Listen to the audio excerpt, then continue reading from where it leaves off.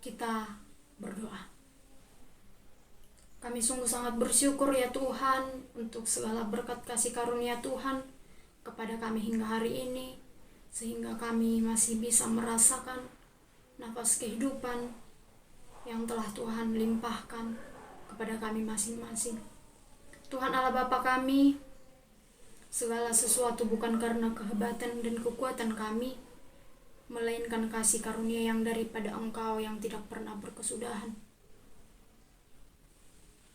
Tuhan Bapa di surga, sebentar ya Tuhan kami akan mendengarkan firman-Mu.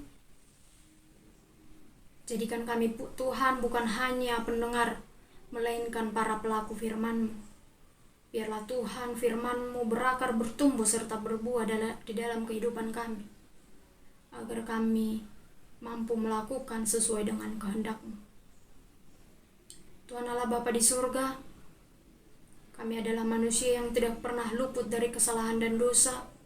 Terlebih dahulu Tuhan ampunkan kami dari segala dosa dan kesalahan kami, supaya kami layak di hadapan-Mu memuji memuliakan nama-Mu. Terpuji Engkau ya Tuhan hari ini kekal sepanjang masa. Amin. Shalom jemaat Tuhan yang terkasih di dalam nama Tuhan Yesus Kristus. Firman Tuhan untuk kita pada hari ini,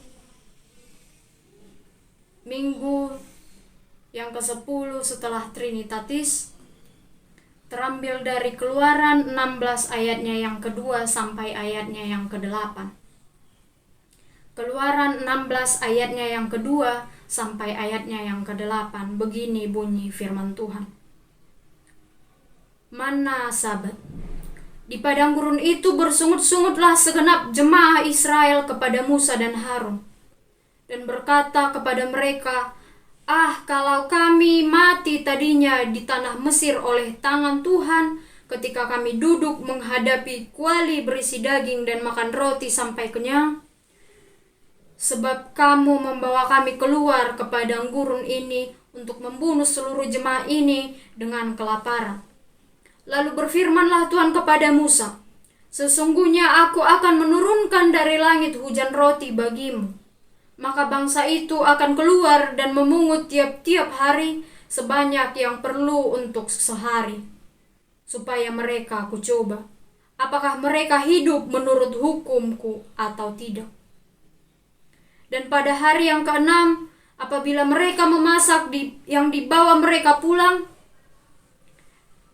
maka yang dibawa itu akan terdapat 2 kali lipat banyaknya dari apa yang dipungut mereka sehari-hari. Sesudah itu berkatalah Musa dan Harun kepada seluruh orang Israel, petang ini kamu akan mengetahui bahwa Tuhanlah yang telah membawa kamu keluar dari tanah Mesir, dan besok kamu melihat kemuliaan Tuhan, karena ia telah mendengarkan sungut-sungutmu kepadanya. Sebab apalah kami ini, maka kamu bersungut-sungut kepada kami? Lagi kata Musa, jika memang Tuhan yang memberi kamu makan daging pada waktu petang dan makan roti sampai kenyang pada waktu pagi, karena Tuhan telah mendengar sungut-sungutmu dan kamu sungut-sungutkan kepadanya, apalah kami ini? Bukan kepada kami sungut-sungutmu itu, tetapi kepada Tuhan. Demikianlah firman Tuhan. Saudara-saudari yang terkasih di dalam nama Tuhan Yesus Kristus, jika kita membaca ayat firman Tuhan dalam minggu hari ini, saya teringat pada suatu ilustrasi dengan menggunakan slogan, yaitu 1 hari setiap saat. 1 hari setiap saat. Slogan ini yang diucapkan oleh seorang yang bernama Henry Gebus. Ada sebuah kisah seorang wanita tua yang sudah lemah terjatuh hingga tulang punggungnya patah.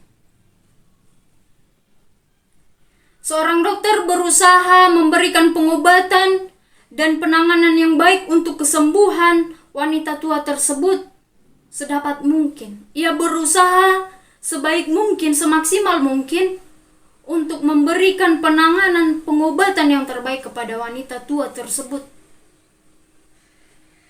Namun ia sudah terlebih dahulu mengetahui bahwa wanita itu harus menjalani masa penyembuhan yang cukup lama dan tidak mengenakan pada dirinya sendiri,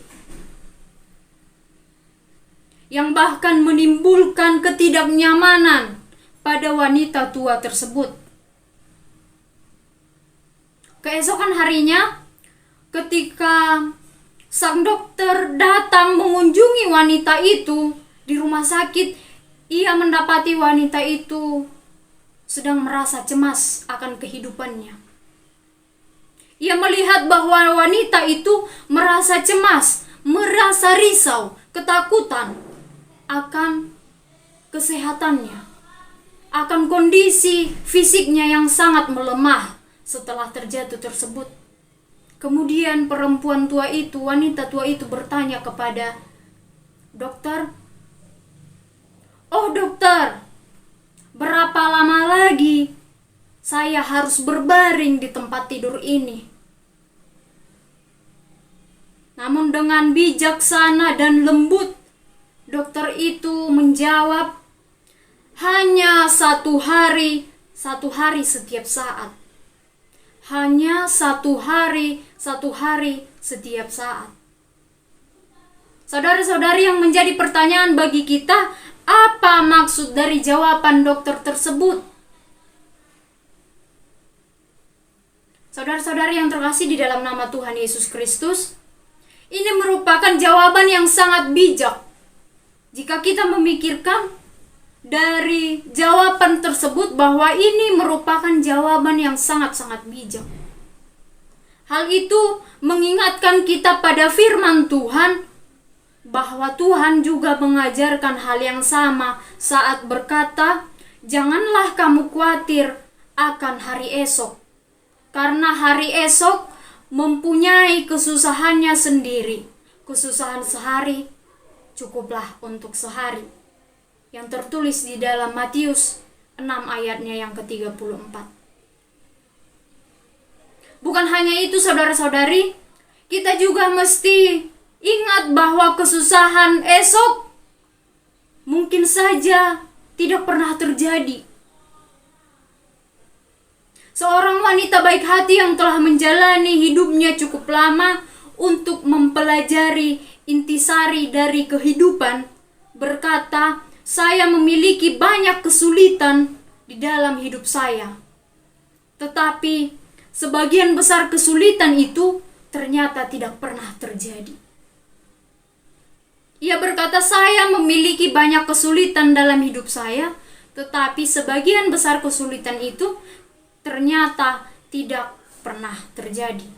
Apakah Anda, yang menjadi pertanyaan, apakah Anda dibebani oleh kecemasan tentang apa yang akan terjadi di hari esok? Apakah masa depan Anda tampak suram dan penuh kesukaran? Ingatlah saudara-saudari, bahwa anugerah dan bimbingan yang diberikan kepada kita bagaikan mana di padang gurun.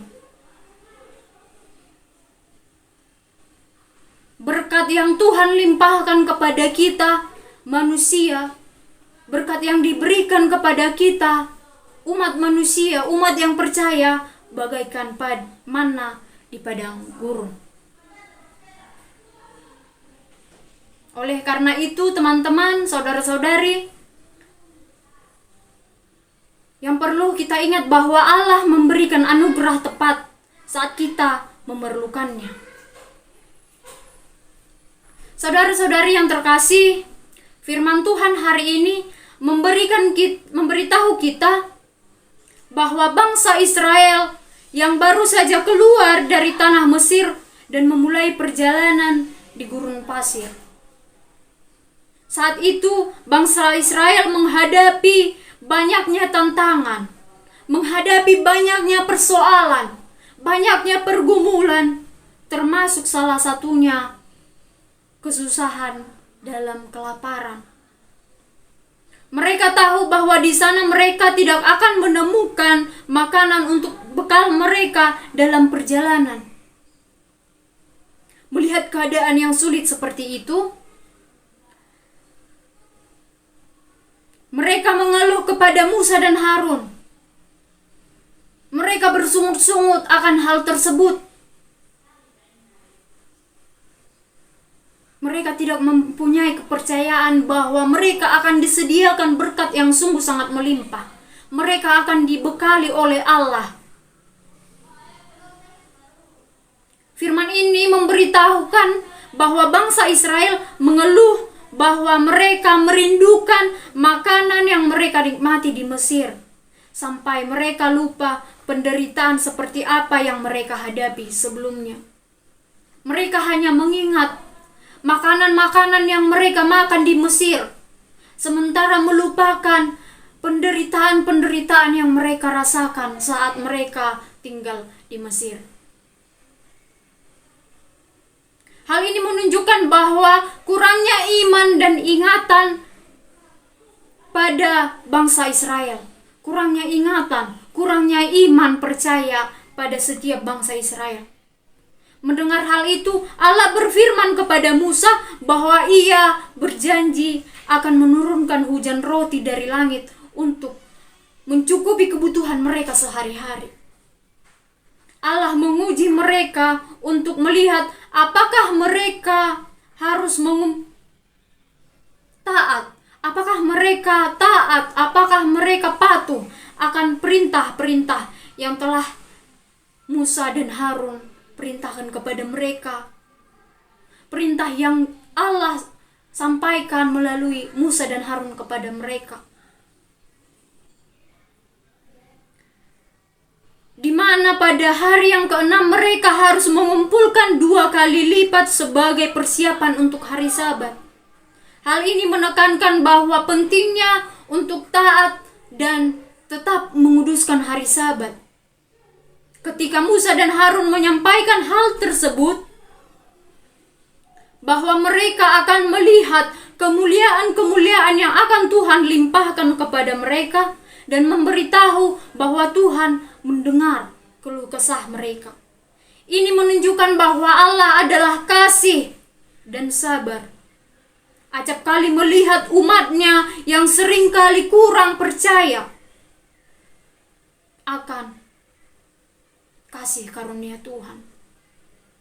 Musa memberitahu bahwa Tuhan akan memberikan roti dan daging bagi mereka. Mereka akan diberikan bekal yang sungguh sangat melimpah. Hal ini menjadi tanggapan Tuhan atas keluhan bangsa Israel. Ini menjadi tanggapan Tuhan bagi bangsa Israel atas keluhan bangsa Israel, di mana mereka diingatkan bahwa ketika mereka mengeluh terhadap pemimpin, ketika mereka mengeluh terhadap Musa dan Harun yang telah dipercayakan oleh Allah untuk memimpin bangsa Israel keluar dari tanah Mesir, artinya mereka mengeluh kepada Allah. Mereka mengeluh kepada Tuhan. Mereka tidak percaya akan kuasa-kuasa Tuhan. Mereka sama sekali tidak percaya bahwa Tuhan akan mencukupkan segala sesuatu yang mereka butuhkan. Saudara-saudari, kerap terjadi dalam kehidupan ini di mana kita terlalu cepat mengeluh. Ketika kita menghadapi kesulitan, kita mengeluh ketika kita terlalu sering menghadapi pergumulan, menghadapi pencobaan-percobaan. Kita terlalu cepat mengeluh dalam kehidupan ini. Namun perlu kita ketahui bahwa Allah mengetahui kebutuhan-kebutuhan kita dan telah menyediakan segala sesuatu dengan caranya sendiri. Tuhan telah menyiapkan segala sesuatu. Tuhan telah mengaturkan waktu yang paling tepat kapan kita membutuhkan segala sesuatu tersebut. Oleh sebab itu kita diharapkan untuk taat akan aturan-aturan Tuhan. Kita taat terhadap perintah-perintah, karena setiap ketaatan pasti mendatangkan berkat bagi diri kita masing-masing. Kita juga dituntut untuk selalu menghargai betapa banyaknya berkat yang kita terima sehari-hari.